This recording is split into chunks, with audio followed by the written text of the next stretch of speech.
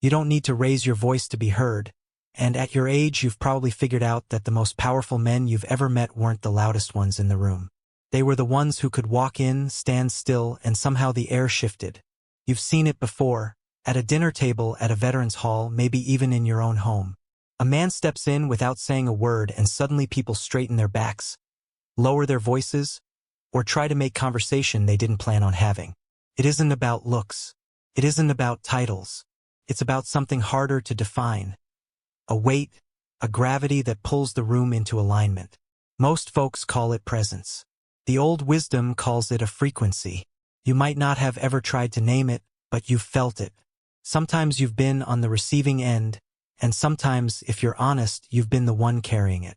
You've noticed the stares you didn't ask for, the silence that followed you into a place you didn't mean to quiet, the way certain people either lean in as if they found a safe harbor or keep their distance like you're holding a mirror they don't want to look into. And for years, you may have wondered why. Maybe you chalked it up to personality or habit. But there's more to it. According to the old teachings, this isn't something you earn the way a man earns a paycheck. It isn't the result of charm school or a speaking course. It's forged in places most people never go. Silence. Loss. Those long nights when you had to sit alone with your own thoughts because there was no one left to sit with you. It's born in dissent, in standing firm when it would have been easier to nod along. It's not learned. It's remembered.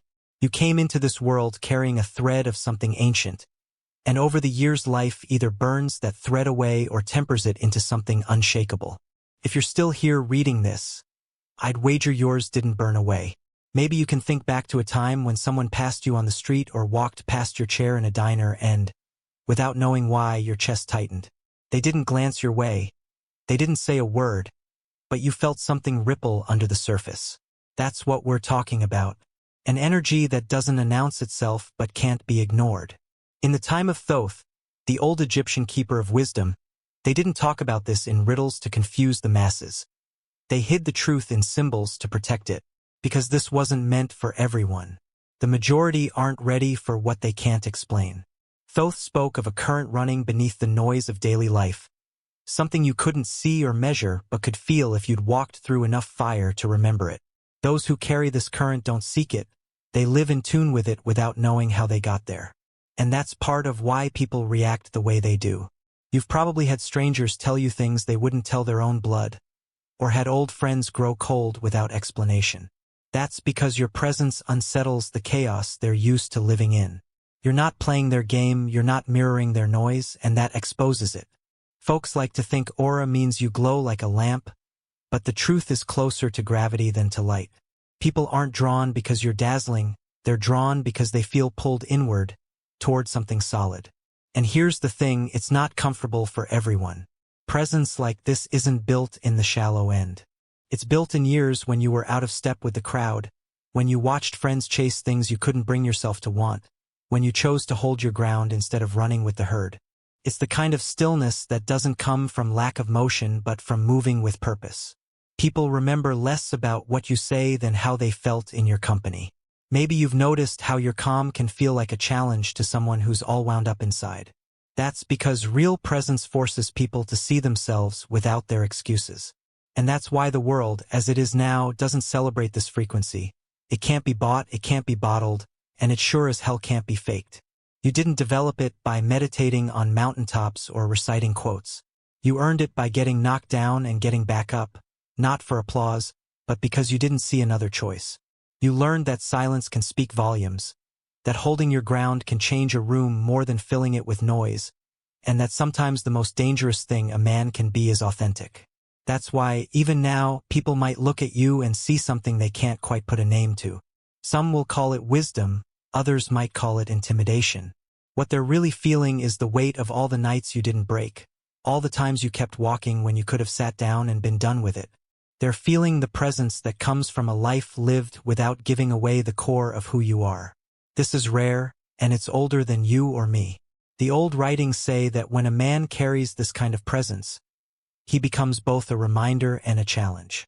A reminder of something true they once felt but buried, and a challenge to stop running from it. You didn't choose this to be impressive. You chose it because it was honest. In a world built on performance, that's about as rebellious as it gets. And the beauty of it is you don't have to chase anyone. The right ones will feel it, they'll know without knowing why, and they'll stay. The rest will drift off, and that's fine. This frequency wasn't meant to draw in the many. It was meant to awaken the few. You've probably learned by now that carrying this kind of presence isn't all admiration and open doors. It's just as often silence where there used to be conversation, empty seats where there used to be company.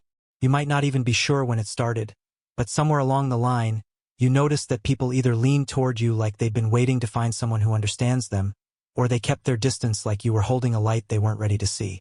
It's not that you did anything to provoke them. You didn't have to. Just by standing there, just by being yourself, you became the mirror they didn't ask for. And a mirror will always make some people uncomfortable. The trouble is, you've spent years wondering if it was your fault. You've replayed conversations, looked for a wrong word, a misstep, a gesture that could explain why someone backed away without a word. But the truth is, they weren't reacting to something you did. They were reacting to what you revealed in them. This isn't a role you can step in and out of. Once you carry it everywhere. Into the grocery store, into family gatherings, into the quiet moments when you're just walking down the street and notice someone watching you with that mix of curiosity and unease. They can feel it even if they can't name it. And here's the part they'll never say out loud. Being around you stirs something ancient inside them. It scratches at a locked door they've spent years keeping shut. Some will take that as an invitation. Others will run like hell. That's the weight of this kind of energy. It doesn't give people the option to stay asleep. And for a lot of folks, waking up is the last thing they want to do. You've probably felt it most in the spaces where people hide behind small talk. You're standing there, listening, and without even meaning to, you shift the air. Suddenly someone's laughing louder than they were before, trying to fill the space, or they go quiet and start fidgeting. They can't explain it, and you can't either, not in a way that would make sense to them. It's not intimidation, not in the way they think. It's exposure. And that's not always welcome. This is why so many men who carry this presence find themselves on the outside looking in. Not because they don't belong anywhere, but because they belong to a different frequency entirely. You've probably noticed the kind of fatigue that comes from being in a room full of people but feeling like you're the only one actually present. Conversations feel hollow. Smiles feel rehearsed. Everyone's talking, but nobody's saying anything worth remembering. That's the point when you realize you're not just looking for company. You're looking for connection. And connection is rare. This is the part no one warns you about. When you stop playing the game stops inviting you. You stop getting calls for things that never mattered to you in the first place. You stop being included in circles you never really wanted to be part of. It's not rejection, though it can feel that way. It's refinement. The noise is falling away so you can hear the signal. Thoth's old wisdom called this the mark of the initiate. Not someone chosen by others, but someone who chose themselves. Someone who said yes to the descent into the parts of themselves most people avoid, who sat in that silence long enough to hear what lies beneath it, and then came back carrying something they couldn't and wouldn't put down. When you carry that back into the world, you can't expect it to go unnoticed. People sense it in ways they can't put words to. They start telling you things they've never told anyone, almost like they forgot they were supposed to keep them hidden. Or they pull away without warning, because some part of them knows they can't keep pretending around you. This is the double-edged nature of the aura. You become a safe harbor for the few, and a storm warning for the many. And that's not because you're out to save anyone or expose anyone. It's because your presence doesn't let people hide from themselves. The hardest part is that the same thing that draws the right ones in will push others away. You'll feel that push, and if you're not careful, you'll start to think you should soften it, shrink it, make yourself easier to take. But that's the trap. The moment you start dimming your frequency to fit, you stop doing what you were meant to do. This energy isn't here to blend in. It's here to awaken. It's here to be the quiet difference that makes someone realize they've been living on autopilot. You can't carry that kind of medicine without also carrying the discomfort it brings. And make no mistake, it is medicine. Not the sweet, easy kind that goes down without a fight, but the kind that burns going in and heals in ways you don't see right away. That's why you can walk away from a conversation and think it went nowhere, only to have someone show up months or years later to tell you that something you said, or didn't say, stuck with them. You've seen it happen. Maybe a man you barely knew showed up at your door, told you he quit drinking because of something you mentioned in passing. Or an old friend reached out after decades, saying he never forgot how you stood your ground when everyone else caved. That's resonance. It works in its own time and it doesn't need credit to be real. But while it's working in others, it works on you too. This role strips away the luxury of pretending. You can't unsee the cracks in the mask. You can't unknow the difference between noise and truth. And once you've seen it, most of the world feels like it's running on empty. That's why so much of your path feels solitary. You can be in a crowd and feel like you're walking alone. You can share a table and feel like you're eating by yourself. Not because you're cold or distant, but because you've stopped confusing company with connection. And when you've reached that point, you realize solitude isn't the enemy. It's the forge. It's where you sharpen the edges of your clarity, where you learn the difference between being alone and being lonely. The truth is, you were never meant to keep everyone. You were meant to be found by the ones who feel the same current you do. The others, they'll pass through your life like wind through an open door. Some refreshing, some cold, all temporary. That's not loss. That's alignment. So when the room grows quiet around you, when people fumble for words or excuse themselves early, don't take it as a sign you've done something wrong.